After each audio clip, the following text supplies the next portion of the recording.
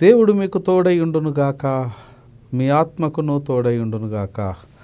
In the name of the father and of the son and of the holy spirit, amen. యేసుక్రీస్తు ప్రభుల వారి యొక్క తండ్రి సంకల్పించినటువంటి ప్రణాళిక భూమి మీద అక్షరార్థంగా నెరవేరుస్తూ అటు మహా గొప్ప యజ్ఞాన్ని దిగ్విజయంగా కొనసాగించి చేర్చబడినటువంటి చివరి అంకం యొక్క ముగింపు మానవ ఇతిహాసములో అబ్బురపరిచేటువంటి లేదా అక్షరానికి అందనటువంటి లేదా మానవుల యొక్క మస్తిష్కంబునంతటికి కూడా గోచరము కానటువంటి మహా గొప్ప క్రియ ద్వారా నేను దేవుడను, నాకు అసాధ్యమైనది ఏదైనా ఉన్నదా అని ఒక సవాలు ద్వారా సమాధానాన్ని సర్వ సృష్టికి అందించినటువంటి వైనమైనటువంటి పునరుత్థానము యొక్క క్రీస్తు యొక్క జయంతిని మనం జరుపుతూ ఉన్నాం. It is the climax of the story. పునరుత్థానము యొక్క ఆరాధన లేదా క్రీస్తు యొక్క మరణాన్ని దిగ్విజయంగా ఓడించి ఆయన సజీవునిగా భూమి మీద తిరిగి పునర్జీవుడై శాశ్వతంగా వారు జీవించేటువంటి చిరకాలము యొక్క దేవదేవునిగా వారు భూమి మీద తిరిగి వచ్చినటువంటి వైనాన్ని ఇట్టి ఈస్టర్ మనం జరుపుతూ ఉన్నాం. ఇటు పరిశుద్ధమైనటువంటి పండగలో ఈస్టర్ అనేటువంటిది లేదా పునరుత్థానపు యొక్క ఆరాధన అనేకమైనటువంటి విషయాలు మనకు ప్రబోధాన్ని చేస్తూ ఉన్నది. వాస్తవికంగా చెప్పాలి అనంటే ఈస్టర్ పునరుత్థానం అనేది లేకపోతే క్రైస్తవ విశ్వాసానికి ఆధారము లేదు లేదా పునాది లేదు. పునరుత్థానమే యేసుక్రీస్తునందు విశ్వాసం ఉంచేటువంటి సమస్తమైన విశ్వాస సమాజానికి అది పునాది. పునరుత్థానము అనేటువంటిది లేనిపోతే క్రైస్తవ విశ్వాసానికి అధికారికత లేదు. కాన ఈస్టర్ అనేటువంటిది అనేకమైనటువంటి ఆలోచనలకు అర్థాలకు అది దారితీస్తూ ఉన్నది. Easter means many things to Christians.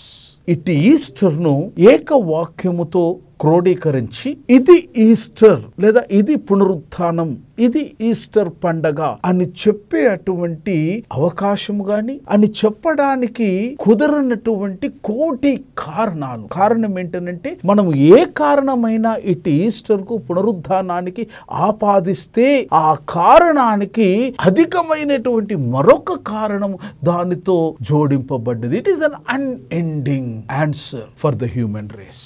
ఒక్క మాటలో దీన్ని క్రోడీకరించడం అనేటువంటిది ఇది గుప్పిట్లో అరచేతిని అడ్డుపెట్టి సూర్యుని యొక్క కాంతిని ఆపడం అనే చందంలా ఉంటుంది.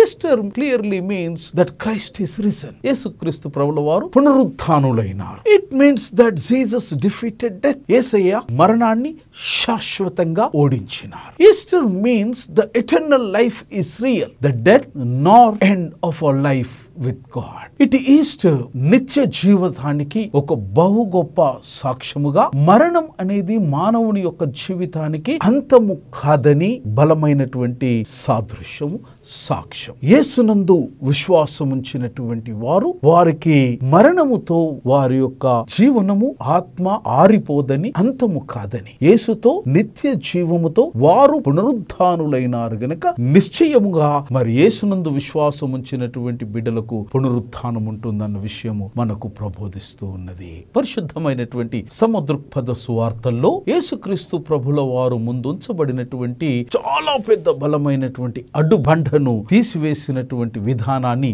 నలుగురు సమదృక్పథ సువార్తికులు తప్పనిసరిగా వారు ప్రస్తావించటం గమనార్హం. ఈ అడ్డుబండను తొలగించడం అనేటువంటిది ఇది ఈస్టర్లో మరొక బలమైనటువంటి సందేశాన్ని ప్రతి మానవునికి లేదా యావత్ విశ్వానికి, మానవ జాతి ఎంతటికి ఇస్తున్నటువంటి సందేశం ఏంటనంటే, నీ జీవితములో నా జీవితములో ఎంత గొప్ప అడ్డు ప్రతిబంధకము మన జీవితములో మన ఎదుగుదలకు, మనము ముందుకు వెళ్ళడానికి, మన పురోగతికి ప్రతిష్టంభనగా మారినటువంటి ఎంత గొప్ప అడ్డు అయినా సరే పునరుత్థానపు పండగ ఇచ్చే బలమైనటువంటి ప్రధానమైనటువంటి సాంకేతిక సందేశం ఏంటి అనగా ఏ అడ్డు కూడా నీ జీవితానికి ప్రతిష్టంభనము కానేరదు. ఏ అడ్డు కూడా నీ జీవితం యొక్క పురోగతికి అది అడ్డు రాయిగా మిగలపోదు. కారణం ఏంటనంటే ఉన్నటువంటి ప్రతి అడ్డుకు అధికమైనటువంటి వాడు ఆంతర్యామి అయినటువంటి ఆదిదేవుడు మనతో ఉన్నాడన్నటువంటి గొప్ప బలమైన సందేశం మనకిస్తుంది. ఇట్టి పునరుత్థానమును కేవలము ఆధ్యాత్మికము లేదా తాత్వికమైనటువంటి పద్ధతిలో కాకుండా దీన్ని శాస్త్రీయమైనటువంటి పద్ధతిలో మనము చూడాలి. How a scientist look at the resurrection అన్నటువంటి విషయాన్ని మనము కొన్ని క్షణాల్లో చూద్దాం. పునరుత్థానం అనేటువంటిది ఆది క్రైస్తవ సంఘానికి, ఆది క్రైస్తవుల యొక్క ప్రబోధానికి అది కేంద్ర బిందువైనది. That Christ died for our sins, he was buried, rose again and appeared to many of his disciples అన్నటువంటి విషయాన్ని ప్రస్ఫుటంగా కుశలంకుశంగా కొరింథీయులకు రాసినటువంటి మొదటి పత్రికలో పరిశుద్ధుడైన పౌలు 15వ అధ్యాయము 3-6 వచనంలో వారు మాట్లాడుతూ ఉంటారు. నాకు ఇయ్యబడినటువంటి ఉపదేశమును మొదట మీకు అప్పగించితిని, అదేమనగా లేఖనముల ప్రకారము క్రీస్తు మన పాపముల నిమిత్తము మృతి పొందెను, సమాధి చెయ్యబడెను, లేఖనముల ప్రకారము 3వ దినమున వారు లేపబడిరి. ఆయన కేఫాకును తరువాత 12 మందికి వారు కనబడ్డారు. ఒకవేళ క్రీస్తు యేసు దేవుడు నిజముగా వారు ఇతరుల మానవుల వలనే వారు మరణించి ఉంటే నిశ్చయంగా పౌలు గారు ఇంత గొప్ప దృక్పథముతో విశ్వాసముతో వారు ఇటువంటి లేఖన భాగాలను వారు నిశ్చయంగా రచించి ఉండేవారు కాదు. దీనిని వారు తిరిగి పునరుద్ఘాటిస్తూ కొరింథీయులకు రాసినటువంటి మొదటి పత్రిక 15వ అధ్యాయం 19వ వచనంలో మనం చూస్తాం. ఈ జీవిత కాలము మట్టుకే మనము క్రీస్తునందు నిరీక్షణ ఉంచిన వారమైన ఎడల మనుషులందరికంటే దౌర్భాగ్యులమై ఉందుము. అనగా క్రీస్తు కేవలము భౌతికమైనటువంటి శరీరాల్లో ఉన్నప్పటి యొక్క ప్రాముఖ్యత కాదు గాని మరణానంతరము కూడా ఆయన యందు నిరీక్షణ ఉంచి మనము ధన్యులంగా మారినామన్నటువంటి విషయాన్ని వారు మాట్లాడుతూ ఉన్నారు. Let us quickly look into the 3 key facts of the resurrection. Naturally, if something to be believed in something, scientists often ask a question about what is the evidence.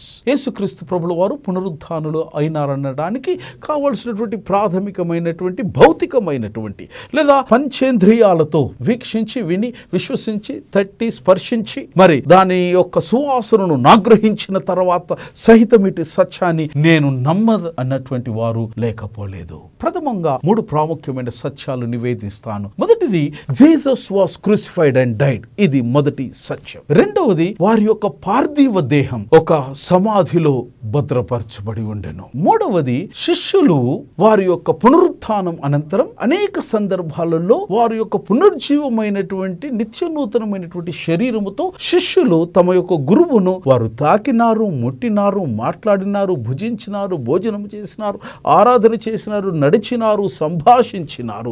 దానికి వారే తార్కాణం. 3 ప్రాముఖ్యమైనటువంటి విషయాలు చారిత్రాత్మకంగా శాస్త్రీయయుక్తంగా యేసు క్రీస్తు ప్రభుల వారు మరణాన్ని ఓడించి నిశ్చయంగా ఆయన జీవించినాడని చెప్పడానికి బలమైనటువంటి సాదృశ్యాలు. The first thing is యేసుక్రీస్తు ప్రభుల వారు నిజముగా లేచినారు. వారు సిలువ వేయబడి Jesus was crucified and dead. యేసుక్రీస్తు ప్రభుల వారు సిలువ శిక్ష విధానములో వారు సిలువ వేయబడ్డారు, మరణించినారు అని చెప్పడములో ఆకాశము కింద ఉన్నటువంటి లభ్యమైనటువంటి చరిత్రలో అన్ని రకములైనటువంటి ఆధారాలు భూమి మీద ఉన్నాయి. విశ్వసనీయమైనటువంటి క్రైస్తవ ఇతిహాసమే మాత్రమే కాక యేసయ్య నిజంగా జీవించి ఆయన సిలువపై మరణించినాడని చెప్పడానికి అతీతమైనటువంటి రోమి చరిత్రలో మనము అనేకమైనటువంటి ఎవిడెన్స్ సాక్ష్యాలను మనం చూస్తాం. మొదటి శతాబ్దంలో జీవించినటువంటి అందరూ చరిత్రకారులు నిర్ద్వందంగా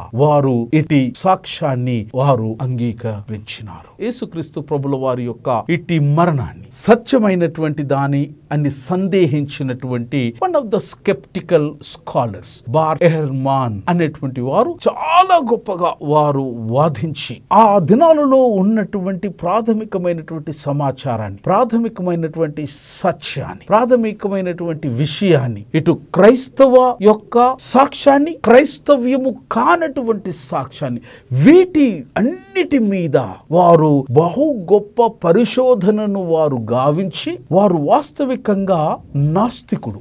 బార్ట్ ఎహర్మాన్ అనేటువంటి పరిశోధనాకారుడు, వారు నాస్తికులు. కానీ వారు యేసుక్రీస్తు ప్రభుల వారి యొక్క మరణమును గురించి, సిలువ యొక్క విధి విధానాన్ని గురించి వారు బయటకు తీసుకున్నటువంటి విషయాలు అబ్బురపరచక మానవు.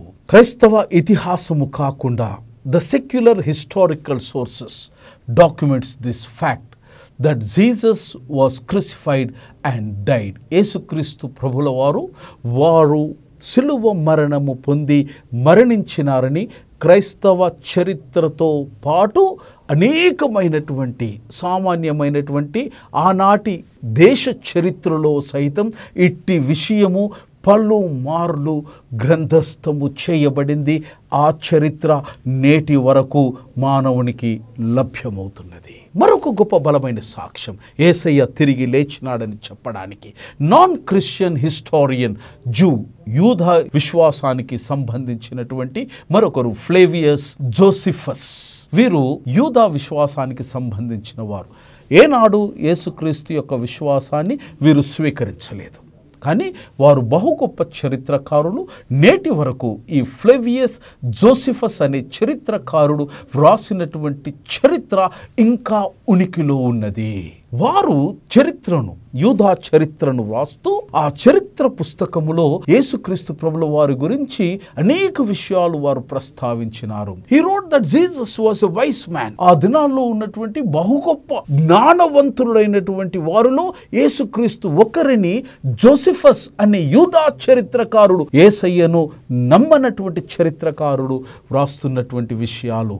ఆ బహు గొప్ప జ్ఞాన ప్రజ్ఞశాలి కలిగినటువంటి యేసు 2000 సంవత్సరాల క్రితం నా జీవన కాలంలో ఉండెను అని వారు మాట్లాడుతూ ఉన్నారు. వారు ఇంకా ఏమంటారనంటే యేసుక్రీస్తు ప్రభుల వారు అనేకమైనటువంటి ఆశ్చర్య కార్యాలు జరిపించినారు అని జోసిఫస్ అనే చరిత్రకారుడు వ్రాస్తూ ఉంటారు. వారు ఇంకా ఆ చరిత్రను వ్రాస్తూ జోసిఫస్ అనే చరిత్రకారుడు ఏమంటారనంటే యేసుక్రీస్తు ప్రభుల వారి చెంతకు 1000 మంది యూదులు ఆకర్షితులైనారు అని వ్రాస్తారు. ఆ చరిత్రలో యోసిఫస్ మరి ఏమి రాస్తాడనంటే కేవలము యూదులు మాత్రమే యేసుక్రీస్తు ప్రభువుల వారి పట్ల ఆకర్షితులు కాలేదు, కానీ గ్రీకులు కూడా కోకొల్లలుగా యేసుక్రీస్తు ప్రభుల వారి యొక్క ప్రజ్ఞకు, ప్రతిభకు, యేసుక్రీస్తు ప్రభుల వారి యొక్క బోధకు వారు విస్మయము పొంది విశేషమైన జనవాహినిని వారు ఆకర్షించుకున్నారని క్రైస్తవుడు కానటువంటి యూదీయుడైన జోసిఫస్ అనే చరిత్రకారుడు వారు యూదా చరిత్ర గ్రంథంలో రాస్తూ ఉన్నారు. వారు ఇంకా ఏం రాస్తాడనంటే తన చరిత్రలో this man was the Christ, ఈయనే క్రీస్తు అన్నటువంటి ఆ గొప్ప వ్యాఖ్యానాన్ని కూడా జోసిఫస్ రాస్తూ ఉంటాడు. ఇంకొద్దిగా చరిత్ర యొక్క క్రింద భాగంలో వారేమని రాస్తారనంటే యేసుక్రీస్తు ప్రభుల వారిని పిలాతు అనేటువంటి వాడు సిలువకు అప్పగించినాడు అని వ్రాస్తాడు. అయితే యేసయ్య సిలువ ఆరోహణములో, ఆ క్రమములో, శిక్షలో ఆయనను ప్రేమించినటువంటి వారు ఎవ్వరు కూడా ఆయనను విడిచిపోలేదని జోసిఫస్ అనే చరిత్రకారుడు రాస్తూ ఉన్నాడు మిత్రమా. అయితే ఆయన 3వ దినమున తిరిగి తన యొక్క ప్రియులకు వారు తిరిగి పునఃప్రత్యక్షమైనారని కూడా జోసిఫస్ అనే చరిత్రకారుడు రాస్తూ ఉన్నాడు. మళ్ళీ గమనించండి, యోసిఫస్ అనేటువంటి వాడు యూదుడు, జోసిఫస్ అనేటువంటి వాడు క్రైస్తవ్యాన్ని స్వీకరించలేదు, నమ్మలేదు. జోసిఫస్ అనేటువంటి వారు చరిత్రకారుడు. యూదులు జోసిఫస్ యొక్క చరిత్రను నేటి వరకు కూడా వారు యూదాలతో పాటు రోమీల యొక్క చరిత్రను కూడా రచించినటువంటి చరిత్రకారుడు. ఆ జోసిఫస్ ఏం రాస్తాడనంటే ఈ యేసుక్రీస్తు ప్రభుల వారి గురించి పాత నిబంధన గ్రంథంలో అనేకమైన ప్రవక్తలు వీరి గురించి ప్రవచించినారని జోసిఫస్ వ్రాస్తూ ఉంటాడు. అయితే యోసిఫస్ మరొక మాట వ్రాస్తాడేంటనంటే ఈ క్రైస్తవులు ఎవరైతే యేసుక్రీస్తును విశ్వసించినారో ఇప్పటికీ కూడా ఆ తెగ దినదినము ప్రవర్ధమానమవుతూ ఉన్నది, కానీ అది ఎక్కడ కూడా తగ్గే దాఖలాలు కనబడతలేవని వ్రాస్తూ జోసిఫస్ చివరిగా యేసుప్రభు గురించి ఏమని వ్రాస్తాడు అనంటే, యేసుక్రీస్తు ప్రభుల వారి యొక్క పునరుత్థానమును గురించి ఆయన వ్రాస్తాడు. This expert provides proof of Christian or Christ's resurrection as it originates from a Jewish non-Christian resources. యేసుక్రీస్తు యొక్క పునరుద్ధానానికి కావలసినటువంటి మూలము యూదా యొక్క చరిత్రపు యొక్క ఉనికిలో నుంచి అది చరిత్రలో ప్రస్తావించబడి శాశ్వతంగా ముద్రితమైంది. కారణం ఏంటనంటే యేసుక్రీస్తు ప్రభుల వారి యొక్క పునరుత్థానము సత్యము, యేసుక్రీస్తు ప్రభుల వారి యొక్క పునరుత్థానము ధర్మము. ఇది జోసిఫస్ అనే చరిత్రకారుడు రాస్తూ ఉన్నాడు. రెండవది, యేసుక్రీస్తు యొక్క పునరుత్థానాన్ని గురించి మాట్లాడినటువంటి వారిలో థామస్ అర్నాల్డ్. ఇతడు రోమీల యొక్క చరిత్రను రాసినాడు. ఇతను చరిత్రకారుడే.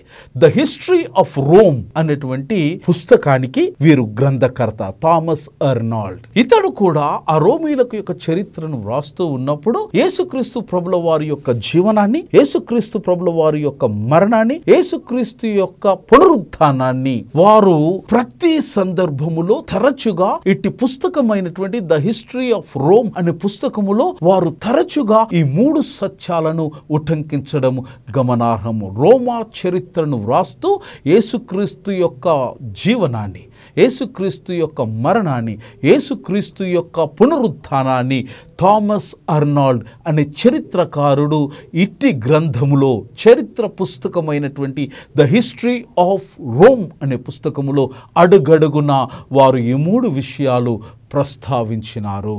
ఆనాటి నుంచి ఈనాటి వరకు వేల మంది, 10,000 మంది యేసుక్రీస్తు ప్రభుల వారి యొక్క ఉనికిని ప్రశ్నించడానికి, యేసుక్రీస్తు ప్రభుల వారి యొక్క పునరుత్థానాన్ని వారు శంకిస్తూ మరి వేల మంది పరిశోధనలు చేసినారు. అణువణువును క్షుణ్ణంగా పరిశీలించి పరీక్షిస్తూ ఉన్నారు.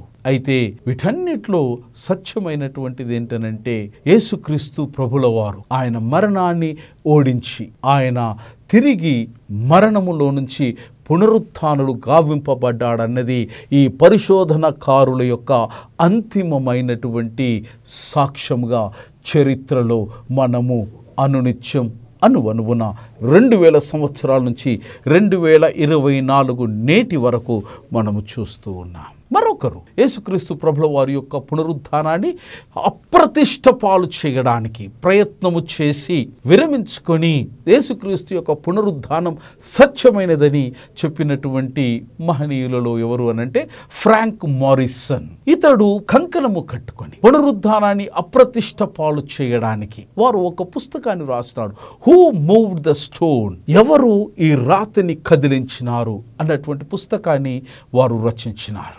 వాస్తవికానికి పునరుత్థానాన్ని అప్రతిష్ట పాలు చేయాలనే దృక్పథముతో మొదలుపెట్టి దాని విషయంలో వారు చాలా గొప్పగా వారు స్వయంగా చెప్పినటువంటి మాటలు నేను మీకు వినిపిస్తాను. హూ మూవ్డ్ ద స్టోన్ అనే పుస్తకములో స్వయంగా ఫ్రాంక్ మారిసన్ అనే గ్రంథకర్త చెప్పినటువంటి మాటలు.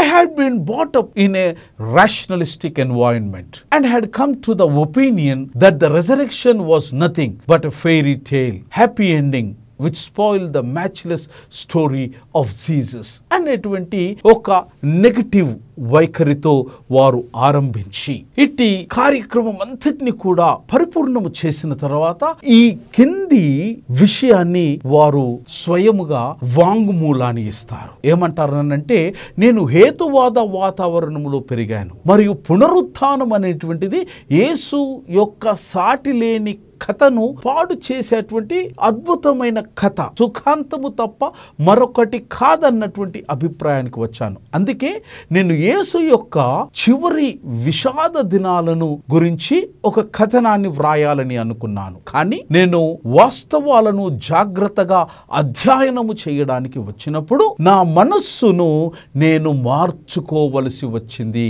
మరియు నేను మరొక వైపు నా పుస్తకాన్ని వ్రాసినాను. నా మొదటి అధ్యాయం చాలా ముఖ్యమైనది. రాయడానికి నిరాకరించిన పుస్తకం. చాలా మంది ప్రజలు క్రీస్తు పునరుద్ధానానికి ప్రయత్నించి ఇచ్చినారు. కానీ వాస్తవాలను అధ్యయనము చేసిన తర్వాత ఈ సంఘటన నిజంగా జరిగిందని వారు ఒప్పించారు. ఈ సంఘటన నిజముగా జరిగిందని నేను స్వయంగా హేతువాదిని అయినప్పటికీ ఈ రోజున మనపూర్వకంగా క్రీస్తు పునరుత్థానుడైనాడనడానికి నేను సాక్ష్యముగా నిలబడుతున్నానని వారు సెలవిస్తూ ఉన్నారు. రెండవది, యేసుక్రీస్తు యొక్క పునరుత్థానానికి ప్రధానమైన సాక్ష్యం ఏంటంటే యేసుక్రీస్తు ప్రభువు వారి యొక్క పార్థివ దేహాన్ని ఉంచినటువంటి స్థలం, వారిని సమాధి చేసినటువంటి స్థలం, వారికి అంతిమ సంస్కార యాత్రలు నేర్పినటువంటి పద్ధతి. దీని విషయంలో కూడా పరిపూర్ణమైనటువంటి పరిశోధన, విశ్లేషణాత్మకమైనటువంటి పరిశోధన జరిగించినటువంటి అనంతరం యేసుక్రీస్తు ప్రభుల వారి యొక్క మరణం, వారి యొక్క సిలువ వేయడం అనేటువంటిది, వారి యొక్క సమాధి చేయడం అనేటువంటిది యూదుల యొక్క మతము యొక్క అనుసారంగా తప్పనిసరిగా వారి యొక్క చివరి అట్టి సమాధి కార్యక్రమము నెరపబడిందని మరి సువార్తల్లో మనం చూస్తూ ఉంటాం. రెండవది, యేసుక్రీస్తు ప్రభుల వారి యొక్క పార్థివ దేహాన్ని ఉంచినటువంటిది వారు పూర్వముగానే సిద్ధము చేసుకున్నటువంటి మరి రోమా అధికారికంగా రోమీల యొక్క ఆ పరిపాలనా పద్ధతులను వాటికి అనుగుణంగానే సిద్ధపరచుకున్నటువంటి జోసెఫ్ ఆఫ్ అరిమత్తయ, మరి అరిమత్తయ యోసేపు యొక్క ముందుగానే సిద్ధం చేసుకున్నటువంటి అట్టి సమాధిలో యేసుక్రీస్తు ప్రభుల వారిని, వారి పార్థివ దేహాన్ని ఉంచినారని చెప్పడానికి ఇది రెండవ బలమైనటువంటి సాక్ష్యంగా మనం చూస్తున్నాం. ఇటువంటి విషయాన్ని మనం 4 సువార్తలలో మనం చూస్తాం. మరొక ప్రాముఖ్యమైనటువంటి విషయం, యేసుక్రీస్తు ప్రభుల వారు పునరుత్థానుడైనాడని చెప్పడానికి the tome was well secured. యేసుక్రీస్తు ప్రభుల వారి యొక్క పార్థివ దేహాన్ని ఉంచినటువంటి అట్టి సమాధికి తగినటువంటి భద్రతా ఏర్పాట్లను వారు చేసినారు. కారణం ఏంటంటే అల్ప విశ్వాసం ఉంచినటువంటి వారు యేసుక్రీస్తు యొక్క పార్థివ దేహాన్ని అతని యొక్క శిష్యులు అర్ధరాత్రి ఎక్కడ తస్కరిస్తారో అన్నటువంటి అభియోగం, భయం వారు నెరిపినటువంటి కారణము చేత అక్కడ కావలసినటువంటి భద్రతను వారు అక్కడ ఏర్పాటు చేసినారు. సద్దుకైలు, శాస్త్రులు, పరిసయ్యుల యొక్క అభ్యర్థన మేరకు పిలాతు మరి వారికి కావలసినటువంటి భద్రత ఇమ్మని ఒక తాకీదును కూడా వారికి ఇచ్చినారు. అంత మాత్రమే కాదు కానీ ఆ అడ్డముగా ఉంచబడినటువంటి బహు పెద్ద రాయికి వారు కావలసినటువంటి ముద్రను, సీల్ను కూడా వారు వేసినారు. రాజముద్ర వేయబడినటువంటి దానిని మరి ముట్టడము ఎంత మహా గొప్ప నేరం అవుతుందో రోమా చరిత్రను చదివినటువంటి వారికి 2000 సంవత్సరాల క్రితము రోమా సామ్రాజ్యంలో ప్రజలుగా ఉన్నటువంటి పౌరులకు వారికి బహు ఎక్కువగా వారికి తెలుసు. ఇక్కడ యేసుక్రీస్తు ప్రభుల వారి యొక్క పార్థివ దేహము ఉంచబడినటువంటి ఈ స్థలము, ఆ అడ్డుబండ, దానిని ముట్టుకునేటువంటి కృపదేవుడు ఈ దీన సేవకునికి ఇచ్చినాడు. దానిని ముట్టుకొని బలంగా దానిని హత్తుకునే ప్రయత్నం చేయగలిగినాను, కానీ నా వల్ల కాలేదు. మరి అట్టి బండ దాదాపుగా 7 నుంచి 8 ఫీట్ల పొడవు ఉంటుంది. అది సర్కంఫరెన్స్, ఆ బండ గుండ్రగా ఉంటుంది. దాదాపు 7 నుంచి 8 ఫీట్ల పొడవు ఆ సమాధికి అడ్డుగా పెట్టినటువంటి బండ. రెండవది, దీని యొక్క బరువు దాదాపుగా 2 టన్నులు ఉంటుంది. యేసుక్రీస్తు ప్రభుల వారి యొక్క పార్థివ దేహము ఉంచినటువంటి సమాధి 7 నుంచి 8 ఫీట్ల పొడవు ఉంటుంది. దాని బరువు 2 టన్నులు ఉంటుంది. అనగా భౌతికంగా అది అంత సులువుగా 1, 2, 3, 4, 5 లేదా 10 మందితో అది జరపడం అనేది అసంభవం. బలమైనటువంటి శక్తి తప్ప, లేక అశేషమైనటువంటి మానవుని యొక్క ఖండ బలముతో తప్ప దానిని జరపడం అనేది అంత సాధ్యమయ్యేటువంటి పని కాదు. మూడవది, ఇట్ హ్యాడ్ ఎ సీల్, దాని మీద కావలసినటువంటి ముద్రను వేసినారు. దీనిని బలపరుస్తూ ద న్యూ లివింగ్ ట్రాన్స్లేషన్, ఆంగ్ల మాధ్యం కలిగినటువంటి బైబిల్లో దాని యొక్క తర్జుమా అనుసారంగా more than 1 God was on duty అని వ్రాయబడ్డది. అంటే ఒకరికంటే ఎక్కువ మంది సైనికులు వారు అక్కడ కాపలాగా, సెంట్రీస్గా వారు నియమింపబడ్డారు. అయితే బహుళంగా వ్యాపించి ఉన్నటువంటి విశ్వాసం యొక్క అనుసారంగా ఏంటి అనంటే అక్కడ దాదాపుగా 4 నుంచి 30 అంటే 4 నుంచి దాదాపు 30 మంది commandos, highly trained guards were present at the temple. 4 నుంచి 30 మంది ప్రత్యేక శిక్షితులైనటువంటి కమాండోస్ ను ఇట్టి సమాధికి కాపలగా ఉంచినారన్నది అక్కడ సంస్కృతిలో ఉన్నటువంటి ప్రగాఢమైనటువంటి నమ్మకం. రెండవది, రోమీల యొక్క రాజముద్రను ఎవరైనా సరే దానిని తెంపడానికి సాహసిస్తే, ఆ రాజముద్రను తీసివేయడానికి సాహసిస్తే వారికి ఇమ్మీడియట్గా మరణం యొక్క శాసనము ఇవ్వబడుతుంది. ఈ పైన చెప్పబడినటువంటి ఈ విషయాలను తెలిసిన వాడెవడు కూడా ఇట్టి సమాధికి అడ్డుగా పెట్టబడినటువంటి బండ యొక్క జోలికి వెళ్తాడని నేను అనుకోను. ప్రాణం మీద ఆశ ఉన్నవాడెవడు కూడా దాని చెంతకు వెళ్ళలేడు. దీని విషయంలో జాన్ గార్నర్ కుక్ అనేటువంటి బైబిల్ పండితులు మరి వారు ఏమంటారనంటే, వారి యొక్క వాదనలో, వారి యొక్క అభిప్రాయంలో భాషపరమైనటువంటి, చరిత్రపరమైనటువంటి, సాంస్కృతిక పరమైనటువంటి విషయాలను ఆధారం చేసుకుని పౌలు గారు మరి ఖాళీ సమాధిని ఊహించకుండా పౌలు గారు ఈ కిందువ దిగువ లేఖన భాగాలను నిశ్చయంగా వ్రాయలేడు అన్నటువంటి అభిప్రాయాన్ని ఇట్టి బైబిల్ పండితుడు వెళ్ళబుచ్చుతాడు. కొరింథీయులకు రాసిన మొదటి పత్రిక 15వ అధ్యాయం 3-7 వచనాలలో పౌలు గారి యొక్క వ్రాతను మనం చూస్తాం. నాకు ఇయ్యబడిన ఉపదేశమును మొదట మీకు అప్పగించి తిని, అదేమనగా లేఖనముల ప్రకారము క్రీస్తు మన పాపముల నిమిత్తం మృతి పొందెను, సమాధి చెయ్యబడెను, లేఖనముల ప్రకారము 3వ దినమున లేపబడెను, ఆయన కేఫాకును తరువాత 12 కనబడెను. అటు పిమ్మట 500 మందికి ఎక్కువైన సహోదరులకు ఒక్క సమయమునందే కనబడెను. వీరిలో అనేకులు ఇప్పటి వరకు నిలిచియున్నారు, కొందరు నిద్రించిరి. ఆ తర్వాత ఆయన యాకోబుకును అటు తర్వాత అపోస్తులందరికీ కనబడెను. 3వ ప్రధానమైనటువంటి క్లెయిమ్, యేసుక్రీస్తు ప్రభుల వారి యొక్క పునరుద్ధానము తర్వాత యేసుక్రీస్తు ప్రభుల వారు తన్ను తాను తన యొక్క ప్రజలకు ప్రత్యక్షమైనటువంటి విధానాన్ని మనం చూస్తాం. దీనిని మత్తయి సువార్త 28వ అధ్యాయం 9వ వచనంలో మనం చూస్తాం. యేసు వారిని ఎదుర్కొని మీకు షాలోం లేదా శుభమని చెప్పెను. వారు ఆయన యుద్ధకు వచ్చి ఆయన పాదములు పట్టుకుని ఆయనకు మొక్కగా అని మత్తయి సువార్త వ్రాస్తూ ఉంటాడు. దీని విషయంలో పరిశుద్ధుడైనటువంటి లూకా సువార్తలో కూడా మనం చూస్తూ ఉంటాం. ఆయన వారితో కూడా భోజనమునకు కూర్చున్నప్పుడు ఒక రొట్టెను పట్టుకొని స్తోత్రము చేసి దాన్ని విరిచి వారికి పంచిపెట్టగా, అప్పుడు 40వ వచనంలో మనం చూస్తాం, తన చేతులను పాదములను వాటి గాయములను వారికి చూపెను. దీని విషయము పరిశుద్ధుడైనటువంటి యోహాను శుభవార్త 20వ అధ్యాయం 22వ వచనంలో మనం చూస్తాం. ఆయన ఈ మాట చెప్పి వారి మీద ఊది పరిశుద్ధాత్మను పొందుడి. తరువాత తోమాను చూచి వ్రేలు ఇటు చాచి నా చేతులు చూడుము, నీ చెయ్యి చాచి నా ప్రక్కలో ఉంచి అవిశ్వాసివి కాక విశ్వాసము యుంటమని అనెను. యేసుక్రీస్తు ప్రభుల వారు నిశ్చయంగా లేచినాడని చెప్పడానికి పంచేంద్రియాలు, పంచభూతాలుతో పాటు పరిశుద్ధులైనటువంటి ఆయన శిష్యులు దీటి పునరుద్ధానానికి వారు సజీవమైన సాక్షులుగా నిలుస్తూ ఉన్నారు. యేసుక్రీస్తు ప్రభుల వారి యొక్క పునరుద్ధానం it was also predicted by the old testament profits. పాత నిబంధన గ్రంథంలో యేసుక్రీస్తు ప్రభుల వారి యొక్క పునరుద్ధానమును గూర్చినటువంటి అట్టి గొప్ప సాక్ష్యాన్ని పాత నిబంధనలో మనం చూస్తున్నాం. నూతన నిబంధనలో సైతం ఇటు విషయాన్ని పరిశుద్ధుడైన లూకా 24వ అధ్యాయం 44 నుంచి 47వ వచనంలో మనం చూస్తాం. అంతటా ఆయన మోషే ధర్మశాస్త్రములోను ప్రవక్తల గ్రంథంలోను కీర్తనలలోను నన్ను గూర్చి వ్రాయబడినవన్నీ నెరవేరవలెనని నేను మీ యొద్ద ఉండినప్పుడు మీతో చెప్పిన మాటలు నెరవేరినని వారితో చెప్పెను.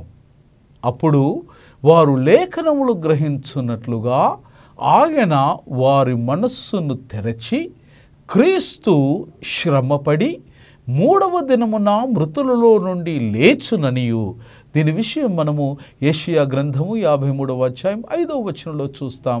హోషేయ గ్రంథము 6వ అధ్యాయం 2వ వచనంలో కూడా మనం చూస్తాం. యెరూషలేము మొదలుకొని సమస్త జనములలో ఆయన పేరిట మారు మనస్సును పాపక్షమాపణను ప్రకటింపబడునని వ్రాయబడి ఉన్నది. పాత నిబంధన గ్రంథంలో అనేక మంది ప్రవక్తలు యేసయ్య యొక్క పునరుత్థానమును గురించి వారు ప్రవచించినారు. అందులో ప్రధానంగా మనం చూడగలిగినటువంటి ప్రవక్తలలో ఐజయా, తర్వాత ఇర్మియా ప్రవక్త, జకరియా ప్రవక్త, హోషేయ ప్రవక్త, మీకా ప్రవక్త. ఈ 5 ప్రవక్తలు కూడా యేసుక్రీస్తు ప్రభుల వారి యొక్క మరణము, యేసుక్రీస్తు ప్రభుల వారి యొక్క పునరుత్థానమును, యేసుక్రీస్తు ప్రభుల వారి యొక్క ఆకాశమునకు ఆరోహణమును గురించి వారు చాలా స్పష్టంగా వారు తమ గ్రంథాలలో, తమ యొక్క పుస్తకాలలో వారు రచించినారు. అయితే విచిత్రం లేదా విస్మయానికి గురి చేసే అటువంటి అంశం ఏంటి అనంటే, ప్రవక్త అయినటువంటి యెషయా కానీ, ప్రవక్త అయినటువంటి ఇర్మియా కానీ, ప్రవక్త అయినటువంటి జకరియా కానీ, ప్రవక్త అయినటువంటి హోషేయ కానీ, ప్రవక్త అయినటువంటి మీకా కానీ, ఈ 5 కూడా ఎవరు కూడా ఎప్పుడు కూడా భౌతికంగా ఒకరిని ఒకరు కలుసుకొని సంభాషించుకునే అటువంటి దాఖలాలు లేవు. నంబర్ 1. రెండవది, ఈ 5 ప్రవక్తలు కూడా ఏకకాలములో వారు జీవించి లేరు. నంబర్ 2, అనగా వీరు ఆయా కాలాలలో, ఆయా పరిస్థితులలో దేవుని యొక్క ప్రవచనాన్ని దేవుని యొక్క ప్రజలకు విన్నవించినప్పుడు దేవుని యొక్క ప్రజలకు సుస్పష్టమైనటువంటి సందేశాన్ని ఇచ్చినారు. ఏంటంటే, మనము ఎదురు చూస్తున్నటువంటి అభిషక్తుడు మెస్సయా భూమి మీదికి వస్తాడు, నీ వలె నా వలె జీవిస్తాడు, వారికి సిలువ మరణము ద్వారా ఇట్టి భూమి మీద ఉన్నటువంటి అధికారం వారిని సిలువకు అప్పగిస్తుంది, వారు మనలాగానే మరణిస్తారు. అయితే 3వ దినమున నిశ్చయముగా వారు తిరిగి లేస్తారు. వారు మెస్సయ్యా గనక, అభిషక్తుడు గనక అట్టి పునరుత్థానములో మనకు మోక్షము ప్రసాదించబడుతుందన్న సత్యాన్ని ఈ 5 ప్రవక్తలు, వెవ్వేరు కాలాల్లో జీవించినటువంటి ప్రవక్తలు ఏకదేవుని గురించి ఏక ప్రవచనముతో ఏక కార్యాన్ని వారు ఘంటాపథముగా ప్రబోధం చేసినారు.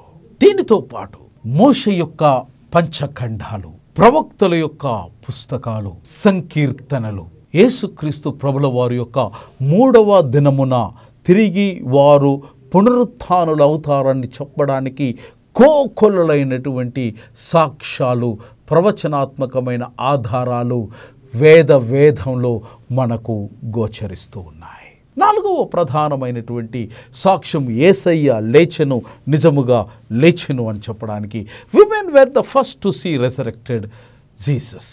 యేసుక్రీస్తు యొక్క పునరుత్థానంలో స్త్రీలకు యేసుక్రీస్తు ప్రభుల వారు మొట్టమొదటగా తన యొక్క దర్శనాన్ని వారి సాక్షాత్కరింపచేసినాడు.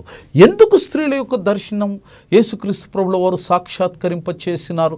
ఒకవేళ స్త్రీలకే యేసుక్రీస్తు ప్రభుల వారు నిజంగా మొట్టమొదటి దర్శనం ఇచ్చిన అనంతరము కూడా స్త్రీలకే యేసుక్రీస్తు ప్రభుల వారు దర్శనం ఇచ్చినారన్నటువంటి విషయం యూదులైనటువంటి ఆయన శిష్యులు స్త్రీలకు యేసుప్రభు కనబడ్డారని చెప్పడంలో వెనక దాగి ఉన్నటువంటి భావగర్భితమైనటువంటి ఆలోచన ఏమై ఉంటుంది? దీనిని పరిశుద్ధుడైన మార్కు రాసిన సువార్త 16వ అధ్యాయం 9వ వచనంలో మనం చూస్తాం. ఆదివారము తెల్లవారినప్పుడు యేసు లేచి తాను 7 దయ్యములను వెళ్ళగొట్టిన మగ్దలేన మరియకు మొదట కనబడెను. యేసు ప్రభు స్త్రీకి తొలి దర్శనాన్ని ఇచ్చినాడు. నంబర్ 1, స్త్రీకి తొలి దర్శనము ఇవ్వబడ్డదని ప్రవక్తలు సైతం ఏ సంకోచము లేకుండా వారు గ్రంథస్థం చేసినారు. ఇది 2వ విషయం.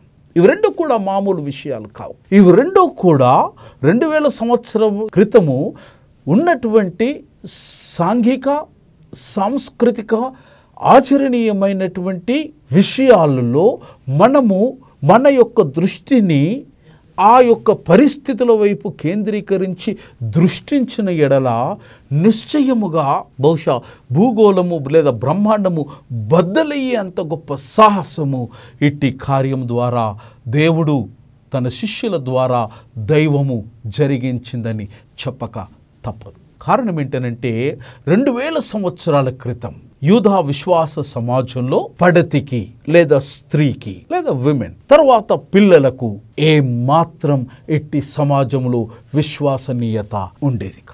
They were never treated as a first class citizens.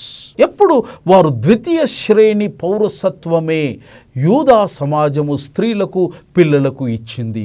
వీరు చెప్పింది ఏది కూడా యూదా సమాజంలో ఉన్నటువంటి మతము కానివ్వండి లేదా పౌరసత్వం కానివ్వండి లేదా ఏ విషయాన్నైనా వీరి మాట చెల్లుబాటు అయ్యేది కాదు. అయితే దానికి విరుద్ధంగా యేసుక్రీస్తు ప్రభుల వారి యొక్క కార్యం ఏంటంటే వారు ప్రప్రథమంగా స్త్రీలకు దర్శనమిచ్చినారు. విలువ లేదు, విశ్వసనీయత లేదు. కానీ శిష్యులు కూడా స్త్రీలకు దర్శనమిచ్చినటువంటి వైనాన్ని వారు ఏమాత్రము సందేహించక సంకోచింపక సత్యాన్ని వేదములో వారు గ్రంథస్థం చేసినారు.